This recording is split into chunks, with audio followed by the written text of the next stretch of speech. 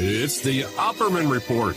Join digital forensic investigator and PI Ed Opperman for an in-depth discussion of conspiracy theories, strategy of New World Order resistance, high-profile court cases in the news, and interviews with expert guests and authors on these topics and more.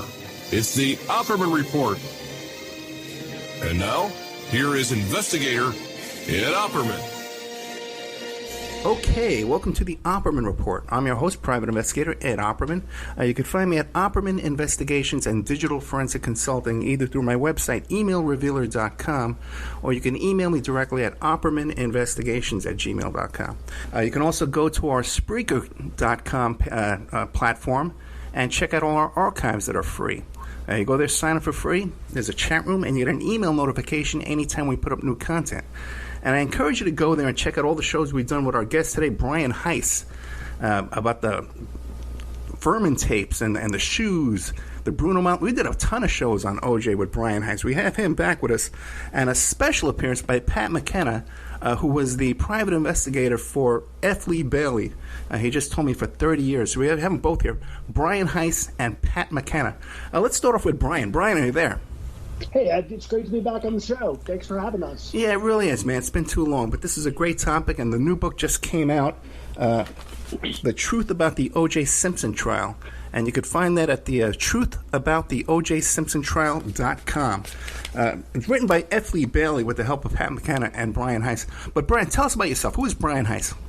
I've been doing OJ research and investigation for the past 5 or 6 years, documentary filmmaker, media professional, and we went dark for about 3 years as Lee, Pat, and Jenny Belt and I were working on the book together. We stopped putting out new material, we just kind of sat on the old material, and we're putting our efforts into this book. We just released a fantastic video. I think it's our best work yet, animated by this great animator out of Philadelphia named Jonathan Della Valle.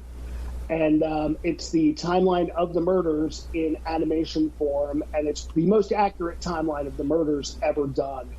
63 citations throughout the timeline. We're really proud of it. And we're really proud of this book, too. It's a great tribute to F. Lee Bailey, who we just lost in early June.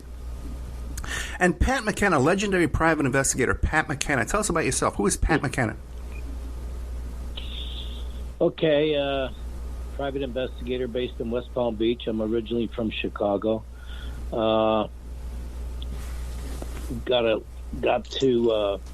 be a probation officer in Chicago for a couple of years before moving my young family at the time to Florida. And bounced around probation down here. Then I went to the public defender's office, started a couple of programs, and then I went out on my own as a private investigator, doing mostly criminal defense work. So, gotcha. And hey, Brian, be careful. We can hear you rustling around over there and tapping away. This show will be heard in West Palm Beach on WWNN Monday to Friday. I think it's 8 p.m. over there, so you can tell your friends and family to tune in. Now, F. Lee Bailey, we just lost F. Lee Bailey. Now tell us, was this a sudden death, or was he sick? What happened there? Well, I think he was about to turn 88. Excuse me, and he had some health issues. And then I think it just ganged up on him at the end, and he slipped away rather quickly. Yeah, that's a little scary. My dad is 88, so you don't even want to think about it. But tell us about the life and the history of F. Lee Bailey. Well, in terms of my experience with him, I've known Lee since, about 36, 37 years. Wow. I met him when he came to Florida.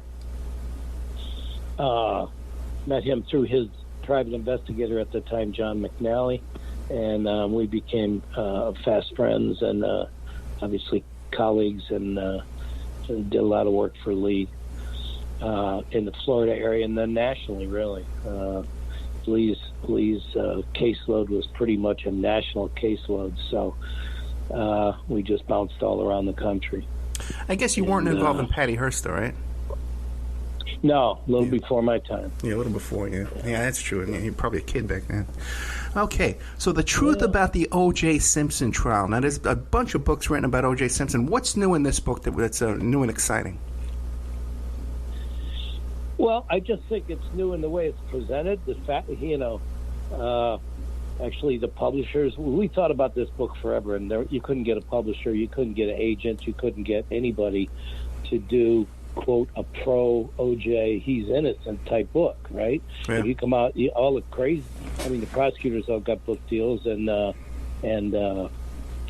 mean, there was even crazy people that got book deals on the crazy theories and all that. But if you were just doing, like Lee and I, since, before the verdict during the trial, we said the guy didn't do it, didn't have time, didn't realize the mood of the country that's watching it during the day and then all night long on the talk shows at night. But so we just kicked it around. We'd make proposals. They'd shoot them down. Not interested, that sort of thing. And then this thing finally hit through Skyhorse Publishing, which was Alan Dershowitz's suggestion to Lee. So we got with Skyhorse. But I've looked at this as kind of a catch and kill, to use the National Enquirer phrase, that they finally gave a little money, nothing like advances, you think.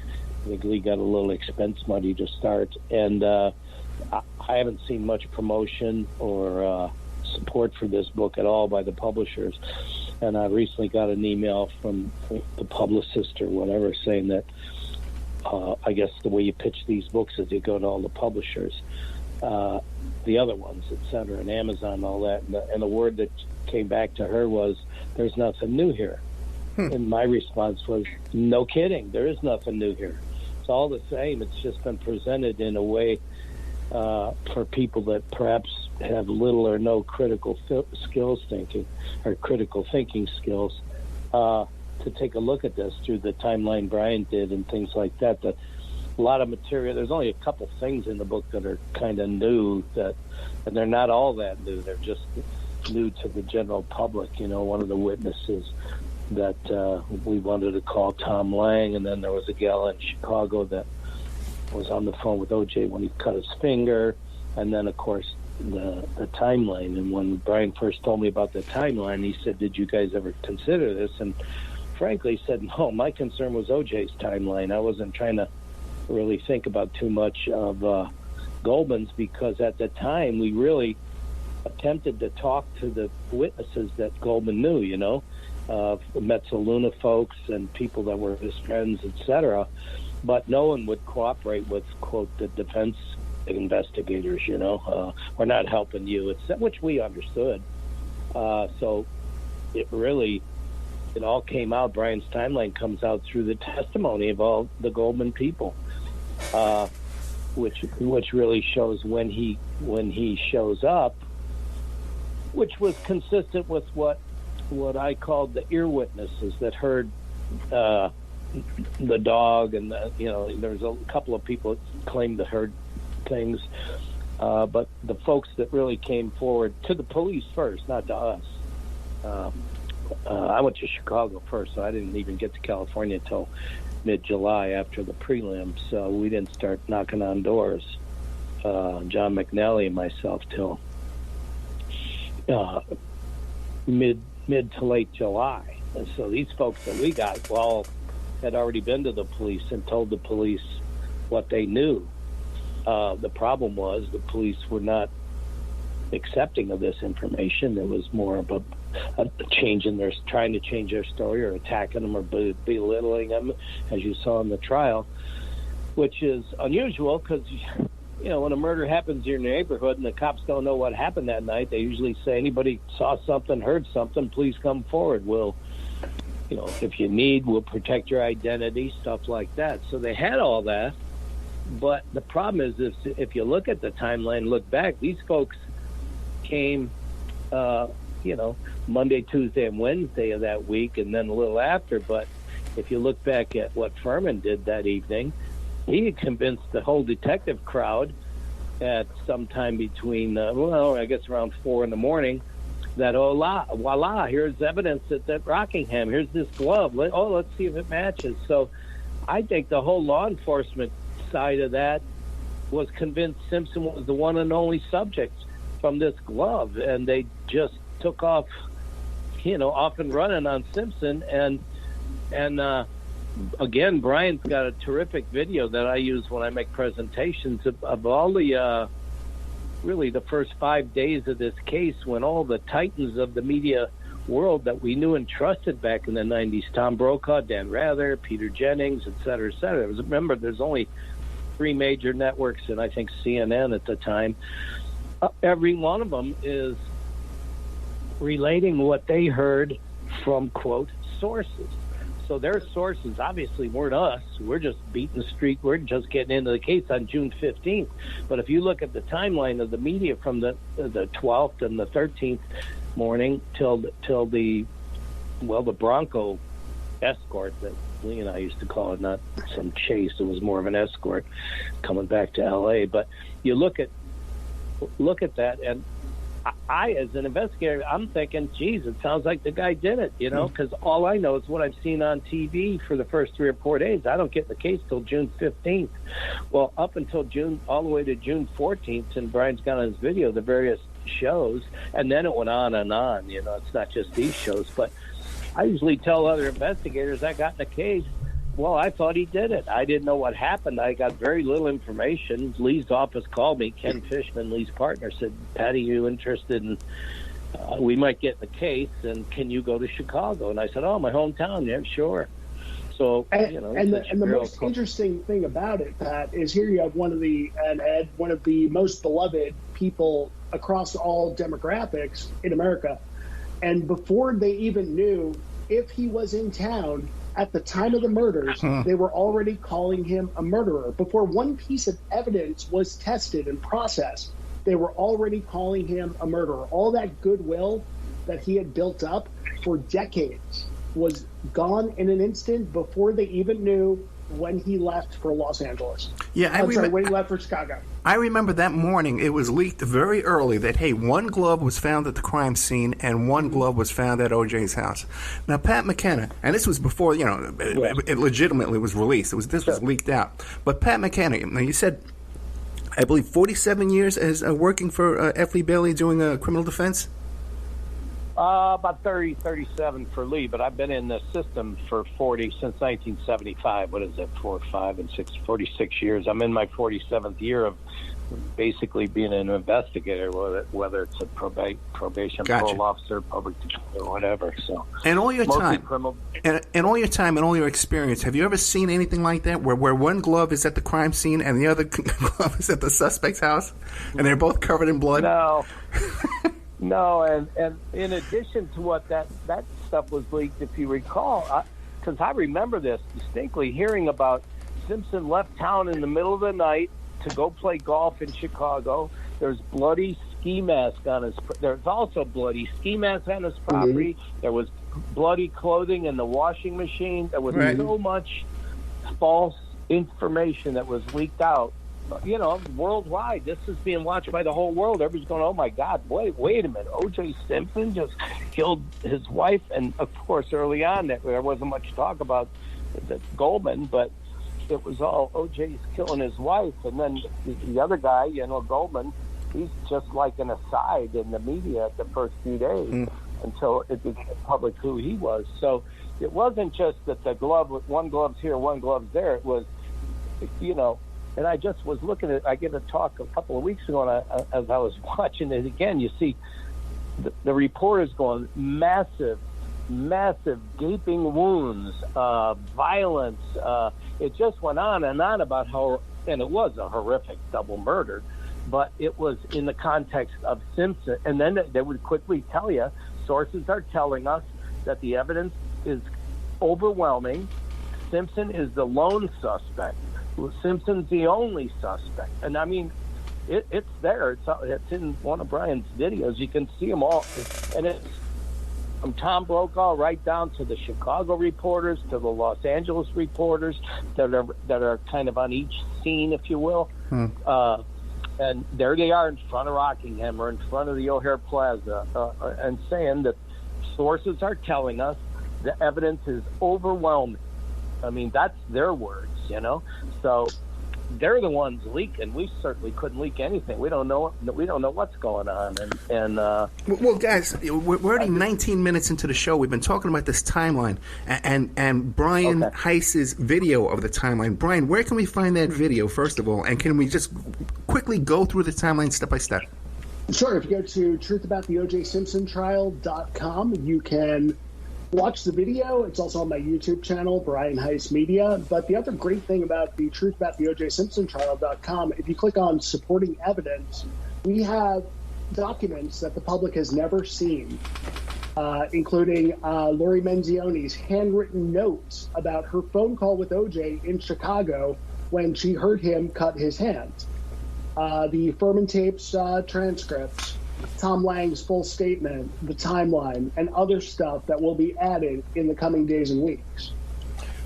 Let's hear about the timeline, and then we'll get Pat to tell us about the witness in Chicago that he interviewed. Sure. Well, essentially, the timeline focuses on, I guess if we focus on the Ron Goldman aspect of the timeline, we take you through his day. We take you through the fact, let's get to the important thing about the timeline. Everyone forgets that Sidney Simpson was having a sleepover party the night of the murders with her friend, Rachel Berman. They were dancing at the recital together. Rachel Berman joined the family at Mezzaluna, where they went to eat, the Brown family. And then afterwards, Nicole took Justin, Sidney, and Rachel Berman to Ben & Jerry's. They get home at about 8:15. They get home, and about 15 minutes later, around 8:45, she gets a phone call. That phone call is from OJ. OJ's calling to congratulate Sidney on doing such a great job at the recital. OJ knows that Sidney's having Rachel sleep over. They're having a sleepover party that night. OJ hangs up. OJ does whatever OJ does afterwards. And then at about 9:05, Richard Berman, Rachel's father, shows up unexpectedly at the Bundy condo where Nicole lives. The Bermans' plans changed for the next day, and he was coming to pick up Rachel, unbeknownst to OJ, who thought that, his daughter was having a sleepover party that night. The last contact that OJ had with anyone in that house was when he called to wish Sidney congratulations on a great recital that night. And at that point, Sidney was still having a sleepover. Berman comes, picks her up, 9:15. Then you have the whole glasses thing at the Mezzaluna. Judy Brown dropped her glasses. Karen Crawford, the hostess at Mezzaluna, found them in the street by the gutter. Judy's very happy. Karen puts them in an envelope marked prescription glasses. Nicole Simpson will pick up. Nicole calls Mezzaluna, asks to talk to Ron, asks if he could drop off her mom's glasses to him. Ron leaves Mezzaluna at about 9:55 or 10 p.m., walks home. It's a 5-minute walk home. Goes home, eats a spinach salad, showers. According to Kim Goldman, Ron chooses his outfit for the night and gets dressed, gets ready.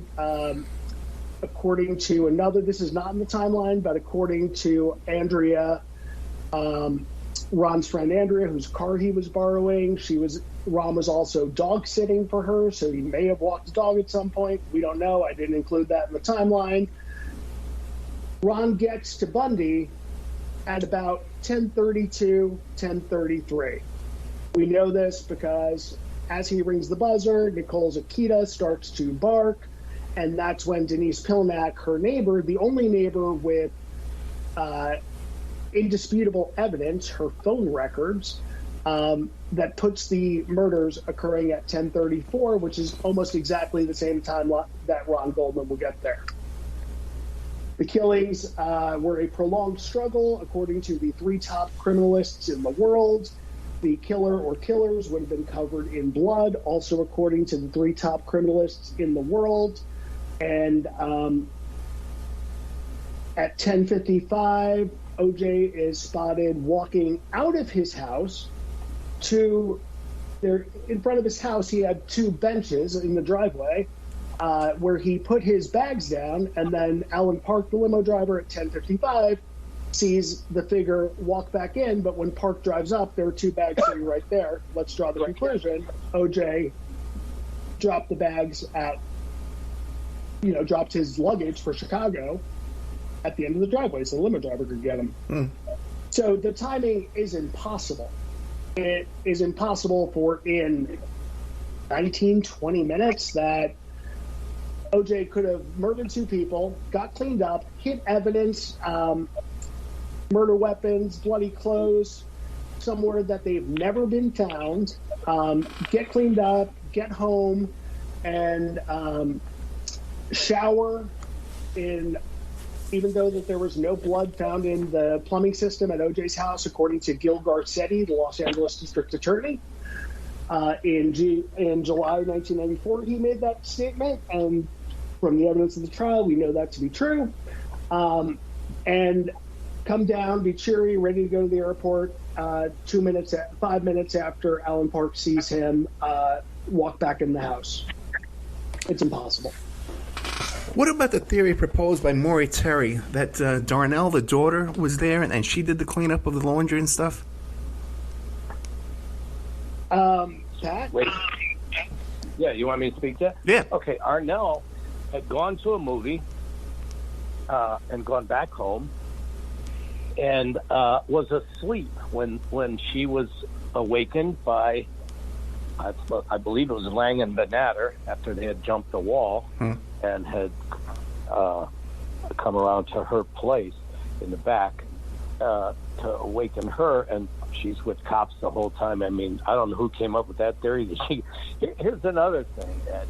Everyone that ever has been a friend or an associate of OJ's was thrown under a bus by the media saying, well, Kathy Randa had the clothes, and this is the first time I'm hearing that Arnell washed up clothes in the washing machine.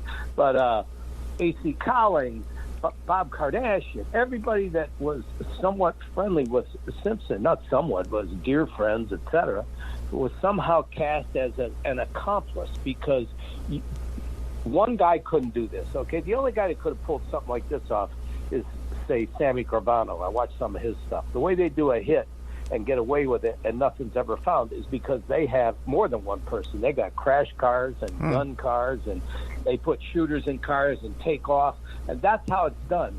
Simpson was not a skilled member in the dark arts, okay? He wasn't able to do all this stuff. He had a blood in his eyelashes. I could go for 10 hours on this. But he also would have bruises all over his body. Right, and the media took off with this stuff that he's the only guy, and frankly, it's just, that's how it stuck. And I used to even tell OJ, I said, even whatever it would be, 5 months into the trial, 6, 8 months, I said, you're on TV 8 hours a day sitting in the defendant's chair, and then the rest of the evening is all these talk shows talking about how guilty you are and how the defense is trying conspiracy and blaming cops, they're framing and all that. We never had discussions like that cops framed OJ. I mean, I was in every defense meeting from the beginning to the end, and that was never a discussion. The discussions were always, once Barry Scheck and Neufeld came in, who were the experts on DNA, along with Henry Lease, we embraced the science, okay? So we're not saying that wasn't true. They just pointed to how careless and sloppy they collected it. That's why their quote was that OJ's blood here or there. I mean, they just mishandled everything. And that's easy to show through all the testimony, which we've done. But and we did that in just there's the a documentary stories that were out there about all of this cleaning up of blood and hiding weapons and all. Just think about it, Ed. Take all your friends. If you were accused of something, your friends might come and say, Ed, I'll do anything for you. Let's put our money together, get you the best lawyer. We can do this. But no one's going to say, hey, let me help you cover up a murder.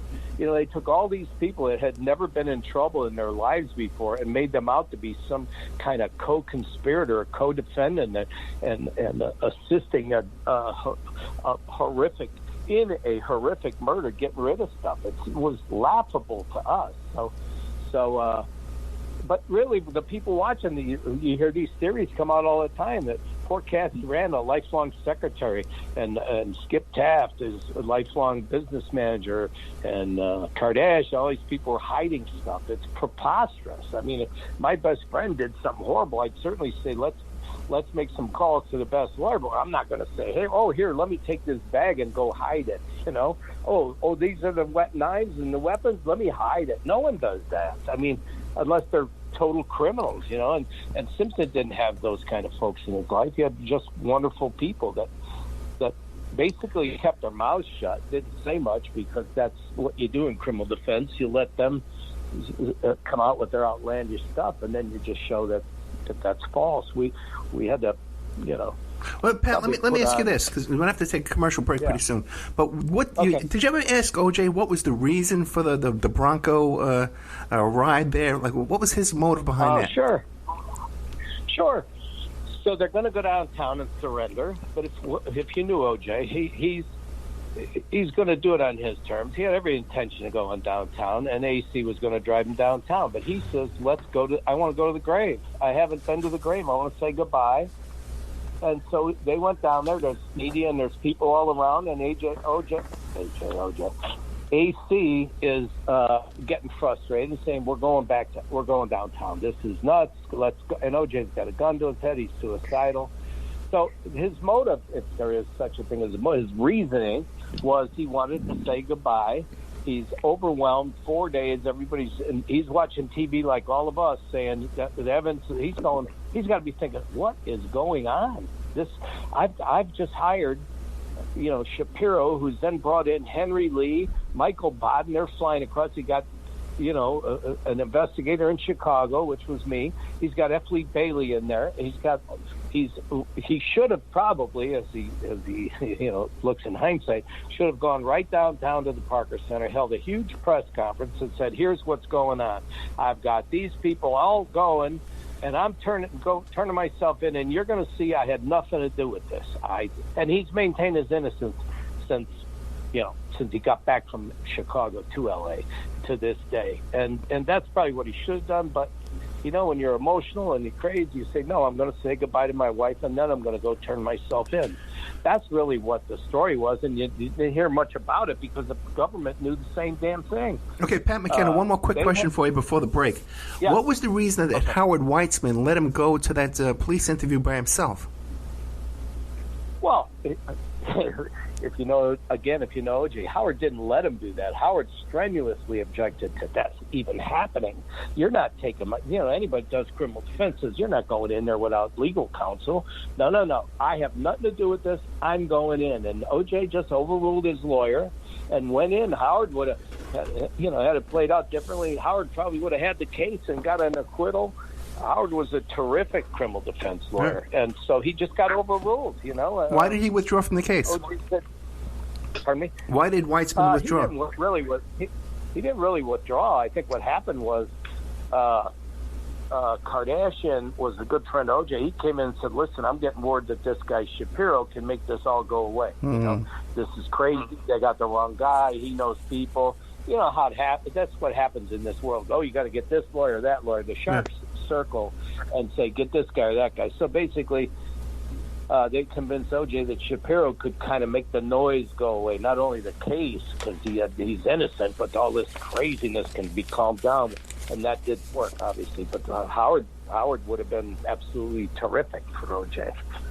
He would have done the same thing we did, hired investigators, gone out, got the timeline, saw what happened, the demeanor when he cut, all this stuff. Because, the state's theory is, I could go for hours. I know you got to go to break, but the plaintiff wail of a dog at 10:15 is their time of murder. They claim they have blood drops on a sidewalk next to shoe prints showing that he cut that's where the blood came from, the cut finger, which is absolutely horse manure, because we know that he cut his finger in Chicago. We had all these witnesses that interacted with him, including the pilot of the plane that flew him to Chicago. He signed an autograph. There's no cuts on his fingers, no bruises on his body, no nothing. We're talking about the new book. F. Lee Bailey, unfortunately, has passed on just a few days before the publication of this book, Truth About the O.J. Simpson Trial.com. You can find it at this website. So, Pat McKenna, I was going to ask you, Because you said you flew to Chicago. Now, what does Chicago have to do with all this?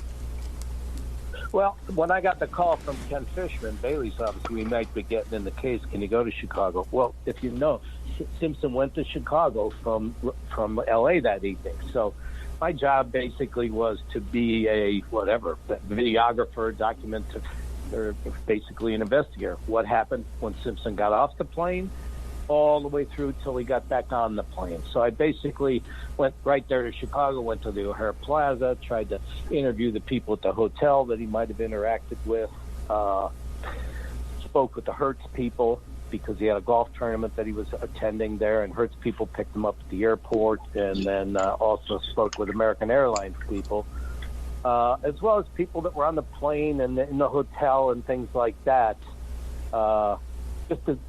At that time, we're just trying to gather information, and since I knew nothing but Simpson's the main suspect, and now I know there's two people, it was kind of fortunate for me to be asking every single person about cuts and bruises. I'm thinking, I know nothing about the case. Do we have a self-defense theory? There's a guy there. What's that all about? Didn't know anything about this Goldman guy or anything. So fortunately for me, every single witness I asked was asked about cuts and bruises, and none saw that until he was leaving the hotel that morning. When he got there, after he gets the call, he's at the front desk getting a Band-Aid for his cut finger, sobbing, trying to get us back to LA as fast as he can, forgetting everything about the golf tournament, et cetera, et cetera. So that's why I went to Chicago. So I interviewed all the what we call the O'Hare Plaza people, the Hertz people, and the American Airlines people, because you heard about this stuff about he hid stuff in a bag and all that. So I was able to track where the golf clubs were the whole time, and the bags and all that sort of stuff, as well as all the people that saw a generally tired but affable man signing autographs after a red eye, going to his room, and then coming out completely freaked out, trying to get to the airport, just telling people, I got to get to the airport, so you can get on a plane and get back home. Hey, Pat, what did OJ ask the people at the front desk for when he came down all frazzled to leave? No, I just said for a Band-Aid. He wanted a Band-Aid for his cut finger. Now, was the cut finger the same hand that he would be signing autographs with? I think he cut his left middle finger. Okay. So that would be the other one, but you don't sign an autograph with your cut finger behind your back. In other words, you can hold on to, like, for example, the pilot's flight log that came out and asked OJ to sign it. People on the plane that looked at his finger, the one guy mistakenly thought OJ had a Super Bowl victory and was looking for a ring. So people were looking for stuff like that. But he had literally had no cuts or bruises on him. He's wearing like a white bandlan or whatever you would call that, polo shirt on the plane, and no blood anywhere. They talk about this trail of blood. Well, there's no trail from in the limousine to LAX. There's no trail on the plane. there's more blood around Furman than there is around OJ. Okay, let me ask you this. Now, was there actually broken glass in the sink of his room? Yeah, I was lucky enough to have a lifelong friend, Bob Weissman. When I called him saying coming up there, he says, "Oh, my client and handball partner is Charlie Smith. He's the Area 5 head of detectives." That's my first meeting in Chicago, was with Charlie and Bob at the East Bank Club, and the Chicago cops were very upset at the time. By the time I got there, because they had treated it like a crime scene as professionally as they could. Interview people like Brian Heiss or Ed Opperman, do full reports, name, address, etc., and send them to LA, who immediately leaked this stuff in full to the press. So now you got media trucks on the front doorsteps of poor people that worked at a hotel, like the Caroline Goldman, the front desk clerk, and people like that had spoken to the police because they were, no one's hiding anything. They said, here's what happened, And so it was just a shame, but they were able to tell me. And he said, "Listen, we all the glass was in the thing. There was blood on a towel, etc." Not going to say much about it, but But you spoke to the woman who was on the phone with him as he cut his finger. Yeah. Now, let's tell us that story. Lori Manzioni. But just quickly, the cop told me, he says, our 35 detectives at the time, our consensus was you don't do a double murder and then clean up 4 hours later in another state. They didn't think that blood in the thing was related to anything but the broken glass. So to that, we speak about Lori Manzioni. OJ, when he gets the word that you got to get Nicole's been killed, that's all he knows. Gets on the phone, calls Kathy Randa, who's his personal secretary, takes care of everything. I got to get back, blah, blah, blah. He's in a panic. Kathy passes forwards the phone to American Airlines people, the people she made the reservation for. American Airlines passes the call forwards to Cook's Travel in Chicago, where Lori Manzioni's working, and they have a division for, I guess, wealthy, high-profile celebrity types for emergency flights and things like that. So that's her job. She's there. She gets this call patched in. It's O.J. Simpson. She's taking her notes just like, there's probably 10, 12 people sitting there. I don't know how many people, but, it's like when you call in, they start taking notes on their computer, and that stays. So we had all those notes that while he's talking to her, frankly, she didn't know O.J. Simpson from Bart Simpson, and there was a little banter about that. Is it spelled the same way? And I think O.J. said, I think I've changed my name. But he's talking about his kids are at the police department. He doesn't even know what's going on yet. He doesn't know what's happened other than his wife's been killed and his kids are in the police custody. That's all he knows. Doesn't know about a second person, whatever. So she's taking her notes, and we had all that. And really, that's where he cut his finger, that everybody made the big stink about, that, he must have killed himself stabbing Goldman, after Goldman supposedly ripped off the one glove, not reaching for the glove that's stabbing him, it's the other one.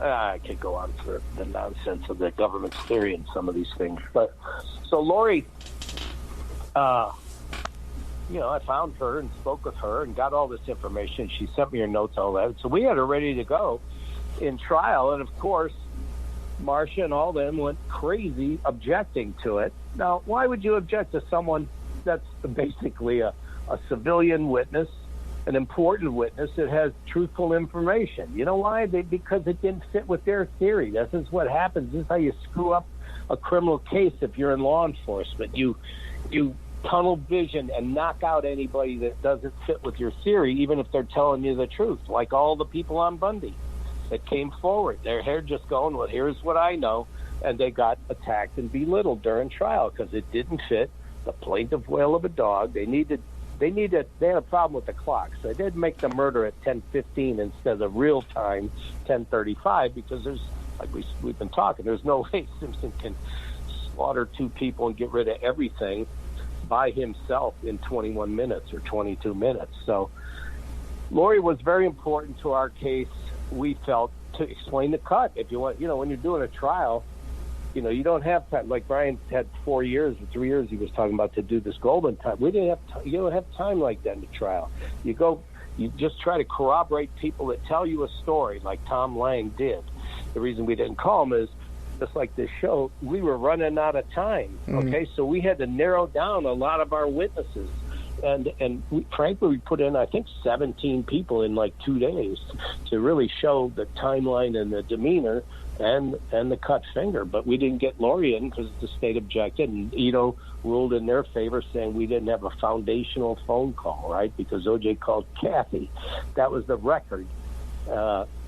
And it didn't show any direct call from O.J. to Lori Manzioni, because he wouldn't know her from, Lori Jones. So that's the way the phones transferred over to get O.J. and Lori talking. So that's, to us, was very important, but not critical. I mean, it was just, listen, you people are saying he cut his finger this way. Well, here's how he cut his finger. We got this. It happened in Chicago. Here's the crime scene pictures where the broken glass is in the sink and the blood on the towel. But the way the media was reporting, if you look back, massive amounts of blood in the hotel room, and that's why the cops said to me, listen, we don't think the guy cleaned up after a murder 4 hours late. You know, they also know that the guy would have got on a plane. There was a lot of things would have had to happen before he'd sit in a hotel room in Chicago cleaning up after a double murder. So, Pat, let me ask you a quick question.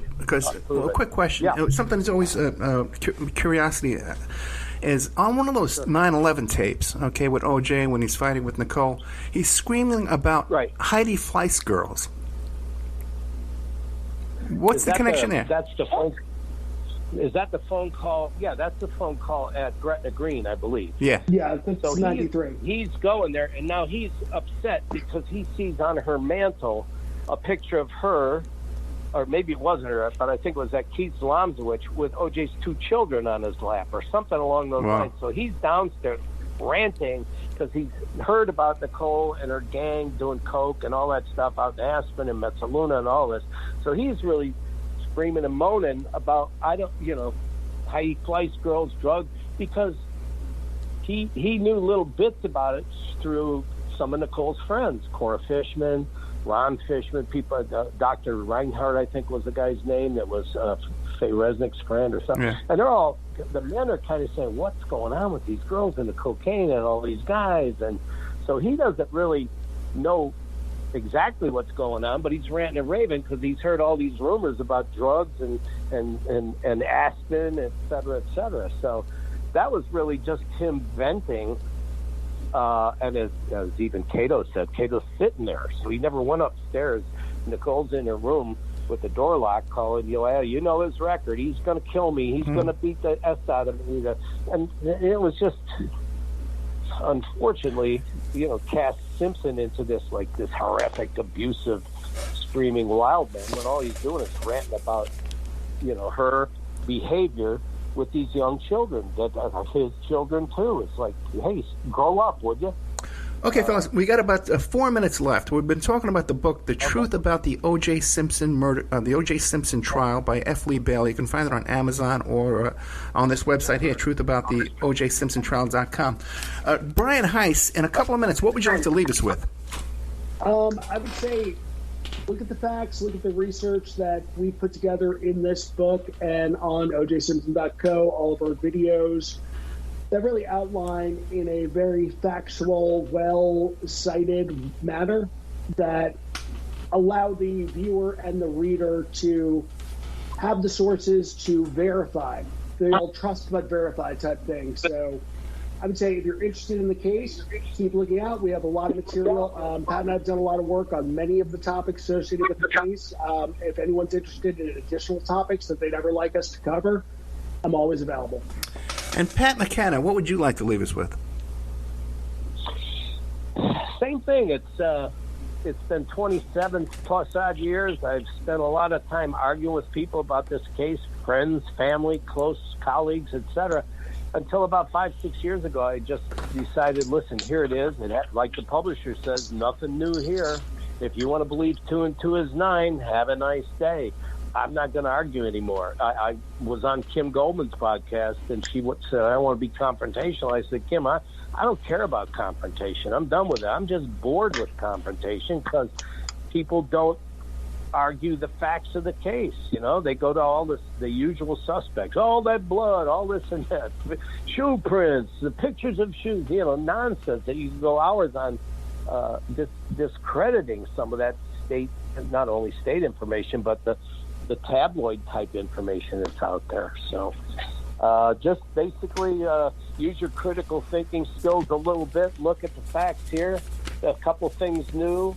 The Tom Lang stuff is new. It's not new, but it's new in the public. But if Tom Lang saw anything, he saw the people that probably were involved in the murder, because had they been friends with Nicole, we'd have heard from them sometime before trial, during trial, or in the last 27 years. You've never heard about the people that Tom Lang saw at 10 o'clock with Nicole out in the street. So other than that, just keep reading, I guess. Okay. And in whatever your thoughts are.